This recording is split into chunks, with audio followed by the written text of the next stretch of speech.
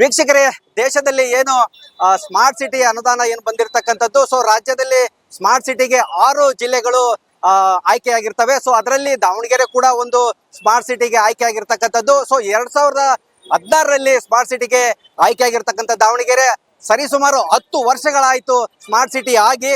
ಆದ್ರೂ ಕೂಡ ಈ ನಾನೇನಿದ್ದೀನಿ ರೈಲ್ವೆ ನಿಲ್ದಾಣದ ಮುಂಭಾಗದಿಂದ ಮಹಾನಗರ ಪಾಲಿಕೆಗೆ ಏನು ಜನ ದಾಟಬೇಕು ಅಂತಂದ್ರೆ ಒಂದು ಸ್ಕೈ ವಾಕ್ ಇಲ್ಲ, ಒಂದು ಮೇಲ್ ಸೇತುವೆ ಕೂಡ ಇಲ್ಲ. ಜನರು ಪಾದಚಾರಿಗಳು ದಾಟುವಾಗ ಏನು ಇಲ್ಲಿ ಪಾದಚಾರಿಗಳು ರಸ್ತೆ ದಾಟಬೇಕಾದ್ರೆ ಈ ಒಂದು ಮಧ್ಯೆ ಇರ್ತಕ್ಕಂಥ ರಸ್ತೆನ ದಾಟುವಾಗ ಅಪಘಾತಗಳಾಗುವಂತ ಚಾನ್ಸಸ್ ಇರ್ತದೆ. ಸೊ ಹಾಗಾಗಿ ಸಿಗ್ನಲ್ ನ ಸುಟ್ಕೊಂಡು ಬರ್ಬೇಕಾಗುತ್ತೆ. ಸೊ ನಾನು ನಿನಗೆ ದೃಶ್ಯದಲ್ಲಿ ತೋರಿಸ್ತಾ ಇದ್ದೀನಿ.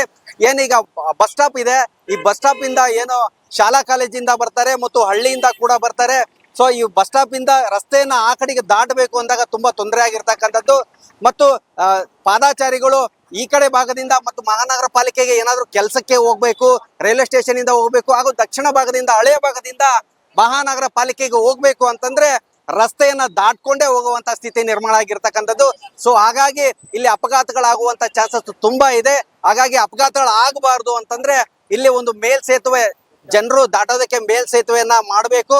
ಹಾಗೂ ಇಲ್ಲಿರ್ತಕ್ಕಂಥ ದಾವಣಗೆರೆಯ MLA ಮತ್ತು MP ಅವರು ಕೂಡ ಈ ಕಡೆ ಗಮನ ಹರಿಸಬೇಕು. ಸ್ಮಾರ್ಟ್ ಸಿಟಿ ಆಗಿ 10 ವರ್ಷಗಳಾದ್ರೂ ಕೂಡ ಒಂದು ಮೇಲ್ ಸೇತುವೆಯನ್ನ ಮಾಡೋದಕ್ಕೆ ಇಷ್ಟು ತಡ ಯಾಕೆ ಅನ್ನುವಂಥದ್ದು ಸಾರ್ವಜನಿಕರ ಪ್ರಶ್ನೆ ಆಗಿರ್ತಕ್ಕಂಥದ್ದು. ಈ ಮೇಲ್ ಸೇತುವೆ ಬಗ್ಗೆ ಮಾತನಾಡೋದಕ್ಕೆ ಇಲ್ಲಿ ಒಬ್ರು ಪಾದಾಚಾರಿಗಳು ಇದ್ದಾರೆ, ಅವ್ರನ್ನ ಮಾತನಾಡಿಸುವಂತ ಕೆಲಸವನ್ನ ಮಾಡ್ತೀನಿ. ಸರ್, ಈಗ ಇದು ಸ್ಮಾರ್ಟ್ ಸಿಟಿ ಆಗಿ ಈಗ 10 ವರ್ಷ ಆಗಿದೆ. 10 ವರ್ಷ ಆದ್ರೂ ಕೂಡ ಇಲ್ಲಿ ರಸ್ತೆ ದಾಟೋದಕ್ಕೆ ಮೇಲ್ ಸೇತುವೆ ಇಲ್ಲ. ಹಾಗಾಗಿ ಏನ್ ಹೇಳಕ್ ಇಷ್ಟಪಡ್ತೀರಾ? ಮೇಲ್ ಸೇತುವೆ ಆಗ್ಬೇಕು ಸರ್. ಇಲ್ಲಿ ಸೇತುವೆ ಆದಷ್ಟು ಜನಕ್ಕೆ ತೊಂದರೆ ಆಗಲ್ಲ.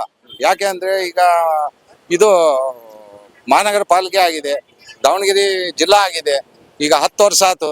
ಈಗ ನಮ್ಮ ಮಿನಿಸ್ಟರ್ ಅದಾರ ಮಲ್ಲಣ್ಣರು, ಆಮೇಲೆ ಡಾಕ್ಟರ್ ಪ್ರಭಮಾರು MP, ಆಮೇಲೆ ಅವ್ರ ಮಗನು MLA, ನಾವೆಲ್ಲರೂ ಸೇರಿ ಪ್ರೀತಿಯಿಂದ ವೋಟ್ ಮಾಡಿ ಅವ್ರಿಗೆ ಗೆಲ್ಸಿದೇವಿ. ಇಂಥ ಕೆಲಸ ಒಳ್ಳೆ ಕೆಲಸ ಅವ್ರು ಮಾಡ್ಬೇಕು.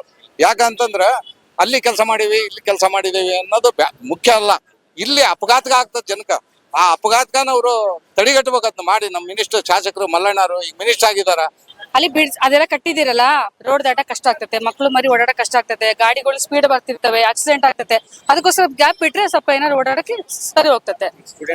ಸ್ಟೂಡೆಂಟ್ಗಳು ತೊಂದರೆ ಆಗ್ತಿದೆ, ದಾಟ್ತಾರೆ, ಕೆಲವ್ರು ಹಂಗೆ ಆಡ್ತಾರೆ. ಏನಾರು ಆದ್ರೆ ಹಂಗ್ ಫುಲ್ ಮುಚ್ಚಿದ್ರೆ ಅಲ್ಲಿ ಏನ್ ಮಾಡ್ತೀರಾ?